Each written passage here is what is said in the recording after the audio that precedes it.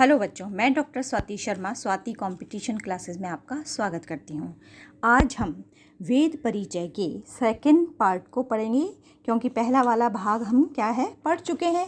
पहले भाग में मैंने आपको क्या बताया था, बहुत छोटे में मैं आपको समझाना चाहती हूँ कि ज्ञानार्थक विद धातु से घय प्रत्यय का योग करने पर वेद शब्द की व्युत्पत्ति होती है। ये मैंने आपको बताया ही था। इसको हम श्रुति और निगम भी कहते हैं। और हमने ये भी बताया था आपको कि वेद को अपौरुषेय माना गया है। अब क्या है बच्चों की, जो वेद शब्द है वो प्राचीन ऋषि महर्षियों द्वारा सबसे पहले दृष्ट ज्ञान का वाचक है। यानी सबसे पहले किसने देखा, सुना? ऋषि महर्षियों ने सुना और ब्रह्मा जी ने बोला। अब वेद संज्ञा शब्द है तथा वेद शब्द से व्युत्पन्न वैदिक शब्द विशेषण के रूप में प्रयुक्त होता है। संज्ञा रूप में वेद शब्द विशेष रूप से मूल संहिताओं के लिए और वैदिक विशेषण प्राय वेदों से संबंधित काल, युग, साहित्य, समाज और संस्कृति आदि के साथ प्रयुक्त होता है। परंतु कुछ विद्वान ऐसे भी हैं जो मूल संहिताओं को और उनसे संबंधित ब्राह्मणों, आरण्यकों और उपनिषदों को भी वेद मानते हैं।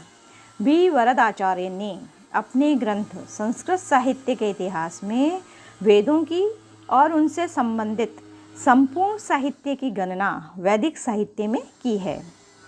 संहिताओं, ब्राह्मण ग्रंथों, आरण्य ग्रंथों और उपनिषद ग्रंथों को तो अपौरुषेय माना जाता है। पहले भी मैं आपको बता चुकी हूँ कि अपौरुषेय का मतलब क्या है कि ब्रह्मा आदि ने ही इनकी क्या की है, रचना की है। ये किसी मानव की रचना नहीं है। और ब्रह्मा जी ने सबसे पहले किसको सुनाया? ऋषि महर्षियों को सुनाया। किंतु तो सीधी सी बात क्या है कि संहिताएं, ब्राह्मण ग्रंथ, आरण्य ग्रंथ और उपनिषद ये क्या हैं? अपौरुषेय हैं।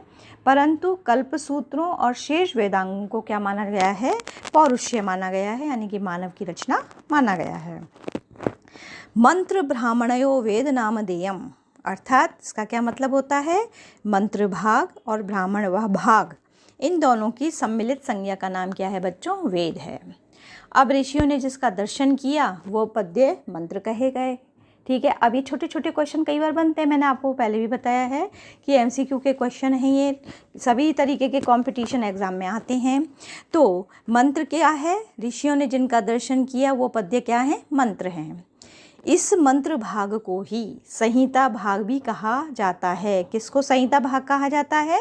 मंत्र भाग को, जिसमें सम्यक रूप से मंत्रों का संकलन और वर्गीकरण किया गया है, वो संहिताएं कही जाती हैं। ध्यान से सुनना है आपको।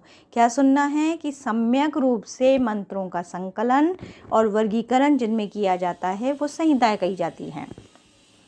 अब विषय विभाजन के आधार पर संहिताएं 4 हैं। कौन कौन सी हैं? इनके भी नाम हमको पता होने चाहिए।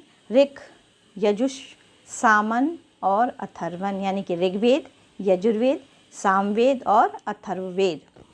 अब मनन के द्वारा जिनका दर्शन किया जाता है वो मंत्र कहलाते हैं, और सम्यक रूप से जिनका संकलन किया गया है वे संहिताएं, और विद्या के भंडार होने के कारण वेद, ये इनकी संज्ञाएं हुई, संहिताएं और वेद। ठीक है। इसमें क्या होता है? सम्यक रूप से जिसमें संकलन होता है किसका? मंत्रों का। प्रत्येक वेद या संहिता का एक ऋत्विक यज्ञ में अवश्य होना चाहिए। चारों ऋत्विकों को होता, अदर्व्यु, उद्गाता, ब्रह्मा कहा जाता है। जैसे जो ऋग्वेद का होगा, क्या होगा? ऋत्विक, उसको हम क्या बोलेंगे? होता। यजुर्वेद के होता को हम क्या, यजुर्वेद के ऋत्विक को हम क्या बोल देंगे? अदर्व्यु। सामवेद के ऋत्विक को हम क्या बोलेंगे? उद्गाता। अथर्ववेद के ऋत्विक को क्या बोलेंगे? ब्रह्मा।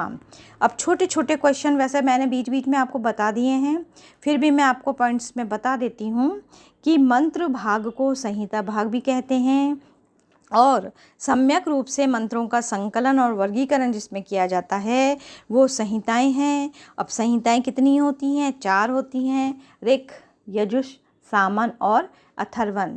अब मैं आगे चल करके आपको अब 1-2 भाग और बताऊंगी, इसमें वेद के परिचय में पार्ट बताऊंगी। उसके बाद में मैं आपसे इन्हीं वेद से रिलेटेड छोटे छोटे से क्वेश्चन भी पूछूंगी, जिसे लघुत्तरात्मक भी कहा जाता है, और कंपटीशन एग्ज़ाम में जो एमसीक्यू में आते ही हैं। ऐसे क्वेश्चंस भी मैं आपको बताऊंगी, लेकिन उसके लिए आपको मेरे साथ में चैनल में हमेशा बने रहना है। सारे वीडियोस जो हैं वो प्रॉपर तरीके से देखने हैं, तभी आप उनके आंसर दे पाएंगे जो मैं क्वेश्चंस आपसे पूछूंगी। और जिन्होंने अभी तक चैनल को सब्सक्राइब नहीं किया है वो सब्सक्राइब कर लें, ताकि आगे आपके लिए मैं इसी तरीके से अच्छी अच्छी इन्फॉर्मेशन लेकर के आती रहूं। चैनल को सब्सक्राइब कीजिए, लाइक कीजिए, शेयर कीजिए, कमेंट दीजिए, ताकि मेरे को मोटिवेशन मिले। धन्यवाद।